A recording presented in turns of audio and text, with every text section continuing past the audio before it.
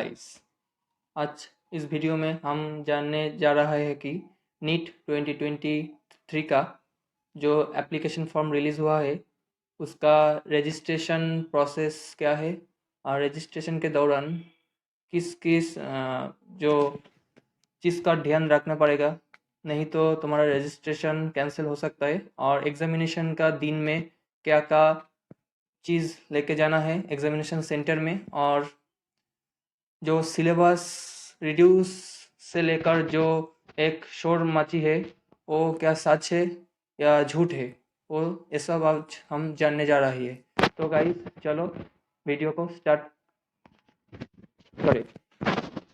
तो देखो, जो तुम्हारा पहले जो इंफॉर्मेशन बुलेटिन में बताया गया है, जो तुम्हारा एड्रेस प्रूफ और जो परमिसिबल आईडी है वो क्या क्या है, वो तुम अगर इंडिया से बिलोंग करते हो तो तुम्हारा क्लास 12 का एडमिट कार्ड, इलेक्शन कार्ड और voter card, ration card, bank account passbook with photograph, passport number, ये सब तुम्हें आइडेंटिटी कार्ड के लिए देना पड़ेगा।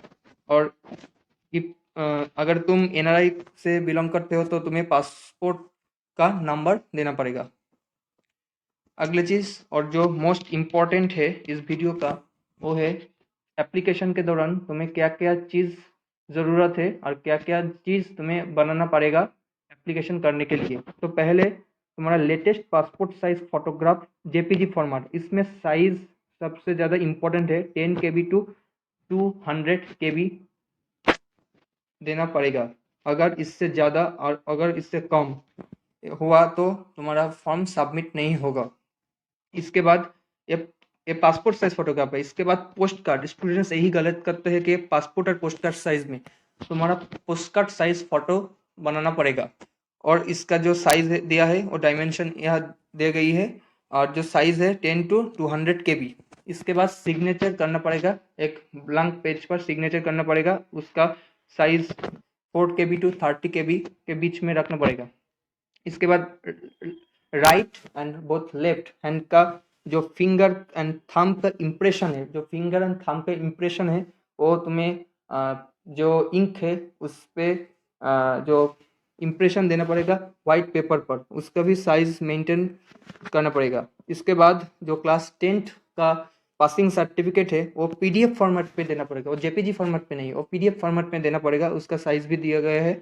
इसके बाद जो कैटेगरी कास्ट सर्टिफिकेट है, जो SC ST OBC NCL और EWS, उसका जो सर्टिफिकेट है वो प्रोवाइड करना पड़ेगा। OBC NCL होने के लिए सेंट्रल लिस्ट में तुम्हारा नाम होना जरूरी है, स्टेट लिस्ट पर नहीं। इसके बाद जो उसका PWD सर्टिफिकेट है वो भी देना पड़ेगा PDF फॉर्मेट में। इसके बाद सिटीजनशिप सर्टिफिकेट एंड जो तुम यह का सिटीजन्स हो उसका जो सर्टिफिकेट होगा एक, वो भी देना पड़ेगा। और एड्रेस प्रूफ से तुम्हारा आधार कार्ड, जो domicile certificate, passport, voter card, ये सब देना पड़ेगा। इस पर अभी देखते हैं कि जो पासपोर्ट साइज फोटोग्राफ और जो फोटोग्राफ है उससे क्या मेंटेन करना पड़ेगा। उसका जो इमेज साइज है वो मेंटेन करना पड़ेगा 10 टू 200 KB एंड जेपीजी होना पड़ेगा। और पासपोर्ट साइज का बैकग्राउंड, ये इंपॉर्टेंट है, पासपोर्ट साइज का बैकग्राउंड वाइट होना पड़ेगा। और जो पासपोर्ट साइज के नीचे candidate name and date of taking photograph, तुम्हारा नाम एंड जो जिस फोटो कैप्चर हुआ है उसी दिन का जो डेट, वो भी पासपोर्ट साइज फोटो पर लिखना जरूरी है in print. Date of taking photograph, इस डेट को प्रेजेंट जो फॉर्म फिलअप करने से एक सप्ताह के बीच में डेट ही रखना जरूरी है। इसके बाद जो पोस्टर साइज है उसका भी साइज मेंटेन करना पड़ेगा, जेपीजी फॉर्मेट होना पड़ेगा।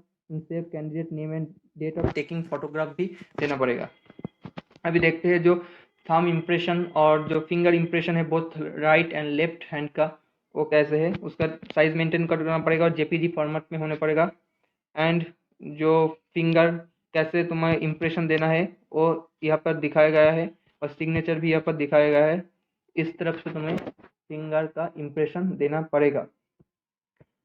इसके बीच में एक इम्पोर्टेंट चीज़ मैं तुमको बोलना चाहता हूँ कि इस बार जो सिलेबस को लेकर जो परेशानी चल रही है उस पर क्या करें। सिलेबस रिड्यूस हुआ क्या, syllabus remain same, syllabus same ही है।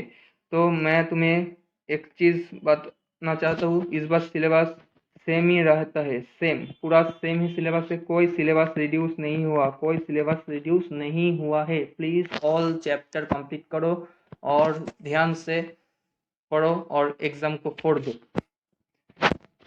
इसके बाद देखते हैं तुम्हें एग्जामिनेशन सेंटर पर क्या लेके जाना है। तुम्हें एग्जामिनेशन सेंटर पर क्या लेके जाना है। पहला एडमिट कार्ड जो वेबसाइट से तुम्हें डाउनलोड करना पड़ेगा, उसी एडमिट कार्ड को प्रिंट आउट निकल कर उस पर एक पासपोर्ट साइज फोटोग्राफ को चिपका कर एग्जामिनेशन सेंटर पे जाना है।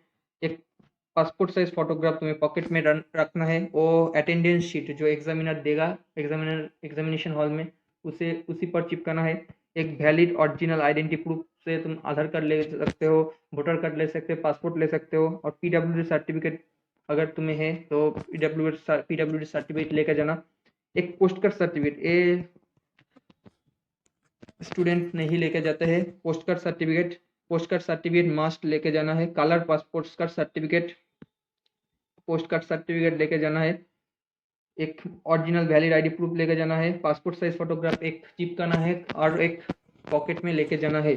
ये मैंने मेरा पर्सनल एक्सपीरियंस से बोल रहा हूँ कि मैं 2022 में एग्जाम दिया हूँ और फर्स्ट अटेम्प्ट में नीट क्लियर किया हूँ। एक वाइट बैकग्राउंड का पोस्टर साइज फोटोग्राफ तुम्हें लेकर जाना है, और जो और उसे जो तुम्हारा एग्जामिनर है उसको हैंड ओवर करना है। अगर तुम ये सब नहीं लेकर जाते हो तो तुम्हारा एग्जामिनेशन कैंसिल कर दिया जाएगा। तो बी कॉशियस कि तुम सभी डॉक्यूमेंट को लेके जाना और कोई परेशानी में नहीं पड़ा। तो इसके बाद जो क्वालिफिकेशन और एजुकेशनल कोर्स है वो कोड दिया गया है, जो कोड 1 है। कोड 1 भरोगे अगर तुम इस बार का फ्रेशर हो। कोड 2 भरोगे अगर तुम ड्रॉपर हो, 1 और 2 साल का ड्रॉपर हो।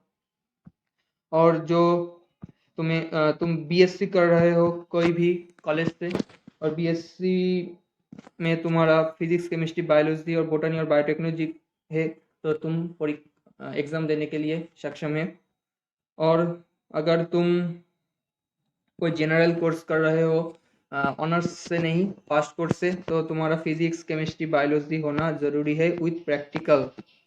एंड वो सब ओपन यूनिवर्सिटी पर नहीं होगा, तुम्हें सरकारी गवर्नमेंट यूनिवर्सिटी से ही करना पड़ेगा। इस बार आते हैं list of code of occupation, qualification, incomes for father और गार्जियंस और मदर फॉर नीट यूजी। तुम्हारा पिता माता का जो ऑक्यूपेशन है, क्वालिफिकेशन है, वो सब कोड लैंग्वेज में लिखना पड़ेगा। अगर एग्रीकल्चर से जुड़ा हुआ है तुम्हारा फादर तो code 1, business code 2, medical line पर है, डॉक्टर है और मेडिकल पे और कोई ब्रांच पर है, तुम्हें तुम्हारा 3 देना पड़ेगा। इंजीनियर है तो 4, लॉ प्रैक्टिस अगर कोड पर कम करता है तो लॉ प्रैक्टिस पर 5। इस तरफ से तुम्हें कोड लैंग्वेज यूज करना पड़ेगा। और इनकम को देख लो, इनकम अगर 50,000 रुपीज़ के कम है तो कोड 1, अगर 1 लाख के बीच है तो कोड 2, अगर 2 लाख के बीच है तो कोड 3, अगर 2 लाख से 5 लाख के बीच पे तो कोड 4। ऐसा करके तुम्हारा कोड लैंग्वेज सिलेक्ट करना पड़ेगा। ये सब ध्यान से करना है। इस बार फादर और मदर का जो एजुकेशनल क्वालिफिकेशन है जो तुम दोगे तुम्हारा फॉर्म में, उसको कोड लैंग्वेज में देना होगा। और इलिटरेट है तो 1, अगर ये सब तुम्हें देख कर देना होगा। ये सब इम्पोर्टेंट है, ध्यान से ये सब भरना। इस बार जो इम्पोर्टेंट है कैटेगरी को चूज करना। कैटेगरी को चूज करने के लिए एससी है तो कोड 1, एसटी है तो कोड 2, ओबीसी एनसीएल है तो कोड 3 एंड जनरल ईडब्ल्यूएस तो कोड 4, जनरल तो कोड 5। सब भरना पड़ेगा। ये सब नया चेंज आया है इस बार, और ये सब जानकारी तुम्हें सिर्फ इस वीडियो पर ही मिलेगा। तो और भी जानकारी के लिए चैनल को सब्सक्राइब करके रखना। इस बार आते हैं जो नया आया है जो जनरल ईडब्ल्यूएस हो तो तुम्हारा फॉर्म अगर ईडब्ल्यूएस सर्टिफिकेट अगर 1 अप्रैल 2022 के पहले इशू है तो वो नहीं चलेगा। तुम्हें जो ईडब्ल्यूएस सर्टिफिकेट देना है वो 1 अप्रैल 2022 के बाद ही करना पड़ेगा, अगर वो वैलिड नहीं होगा। अगर तुम वो नहीं कर सकते हो तो तुम एक डिक्लेरेशन, सेल्फ डिक्लेरेशन भरो। इस जो फॉर्मेट दिया हुआ है इस फॉर्मेट में एक डिक्लेरेशन भरो और फॉर्म को फिलअप करो कि मेरा नाम यही है, मेरा एड्रेस ये है, मेरा एप्लीकेशन नंबर ये है। तुम ये सब रेडी करके रखो और जो फॉर्म फिलअप करने के दौरान तुम ये सब भरो। और एक पासपोर्ट यहाँ पर तुम्हारा फादर का सिग्नेचर, तुम्हारा सिग्नेचर भरो एंड डेट और डेट दो। ये सेल्फ डिक्लेरेशन है, मगर तुम्हें जो एग्ज़ाम के बाद जो वेरिफिकेशन होगा उसी दौरान तुम्हारा ओरिजिनल जो ईडब्ल्यू सर्टिफिकेट है वो सब जमा करना है। ये क्यों दिया है? ये दिया है कि अगर तुम इस टाइम पर ये सर्टिफिकेट तैयार नहीं कर सकते हो तो तुम्हें उस के लिए ये दिया है। लेकिन तुम्हें एग्जामिनेशन के बाद जो वेरिफिकेशन होगा काउंसलिंग के दौरान वही वहाँ पर तुम्हें ये सब डॉक्यूमेंट सबमिट करना पड़ेगा, ओरिजिनल। ये सब नहीं, ये तो सेल्फ डिक्लेरेशन है। इसके बाद सेम ही ओबीसी एनसीएल के भी सेम अपेंडिक्स निकला गया है। इसके बाद एससी एसटी के लिए भी सेम है, एससी एसटी के लिए भी सेम है। अगर तुम्हारा इशू सर्टिफिकेट 1 अप्रैल 2022 के पहले है तो तुम्हें डिक्लेरेशन भरना है। अगर तुम इसी एक महीने के बीच में सर्टिफिकेट तैयार कर सकते हो तो करो, और नहीं तो इस सेल्फ डिक्लेरेशन को भर दो। लेकिन मैं बार बार कहता हूँ कि तुम्हारा ओरिजिनल डॉक्यूमेंट, ओरिजिनल जो सर्टिफिकेट है जो इशू होगा गवर्नमेंट की तरफ से, वो तुम्हें जो वेरिफिकेशन होगा उसी दौरान तुम्हें सबमिट करना है। अगर नहीं सबमिट करोगे तो तुम्हारा जो काउंसलिंग है वो कैंसिल कर दिया जाएगा। इसके बाद अगर तुम पिता माता के एक ही मात्र गर्ल चाइल्ड हो तो तुम्हें एक कोर्ट से 50 रुपीज़ का स्टाम्प पेपर में एक तुम्हारा एफिडेविट करना पड़ेगा। वहाँ पर first class magistrate gazetted officer का सिग्नेचर डालना पड़ेगा। ये अभी इस साल नए आए हैं। तुम्हें अगर तुम फादर और मदर का एक ही मतलब गर्ल चाइल्ड है, एक ही गर्ल चाइल्ड है और कोई भाई बहन नहीं है तुम्हारा, तो तुम्हें एक ये भरना पड़ेगा। अगर तुम मेल चाइल्ड हो तो तुम्हें नहीं लगेगा, अगर तुम फीमेल चाइल्ड हो तो तुम्हें ये करना पड़ेगा। इसके बाद अगर तुम माइनॉरिटी कैटेगरी से बिलोंग करते हो तो तुम्हें डिक्लेरेशन देना पड़ेगा। अगर तुम मुस्लिम, सिख, क्रिश्चियन, बुद्धिस्ट, जैन, पारसिक ये सब कम्युनिटी से बिलोंग करते हो तो तुम्हें डिक्लेरेशन देना पड़ेगा। तो आज इस वीडियो में हम देख लिए कि एग्ज़ाम से पहले और एग्ज़ाम के दौरान और एग्ज़ाम के बाद क्या क्या प्रिकॉशन और जो डॉक्यूमेंट्स रेडी करना पड़ेगा, और सिलेबस से लेकर ये जो घबराहट चल रहा है उससे उससे उसी को भी मैंने इस वीडियो के क्लियर करने का कोशिश किया। तो अगर वीडियो को अच्छा लगा तो वीडियो को लाइक कर देना, और फर्दर इंफॉर्मेशन काउंसलिंग रिलेटेड और भी एग्जामिनेशन के पहले अगर कोई अपडेट आता है तो उसको जानने के लिए तुम इस चैनल को सब्सक्राइब करो और बेल आइकन को प्रेस करो। तो आज के लिए इतना ही। Thank you.